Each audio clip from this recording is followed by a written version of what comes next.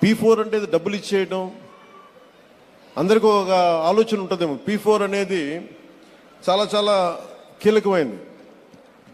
ఇది ప్రభుత్వం ఉంటుంది, పబ్లిక్ ఉంటుంది, అలాగే ప్రైవేట్ వ్యక్తులు ఉంటారు. అలాగే ఇవన్నీ ఇంతమంది కలిస్తేనే పార్ట్నర్షిప్. ఇది ఇప్పుడు ఈ మనకి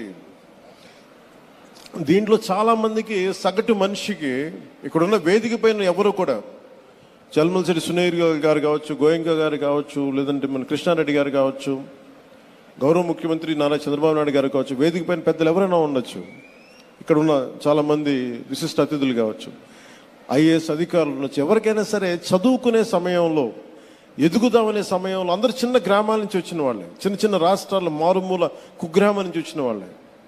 కానీ వాళ్ళకి ఏముంటుందంటే ఎవరో ఒకరు సలహా ఇచ్చేవాడు కావాలి.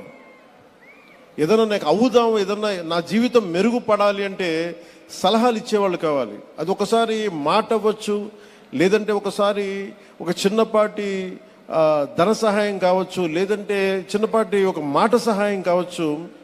ఇవన్నీ వ్యక్తులుగా అందరం చేస్తాం. కానీ దీన్ని ఒక ప్రభుత్వ కార్యక్రమంగా దీన్ని చేపట్టినందుకు మనస్ఫూర్తిగా ముఖ్యమంత్రి గారికి నా అభినందనలు, ధన్యవాదాలు తెలియజేసుకుంటున్నాను.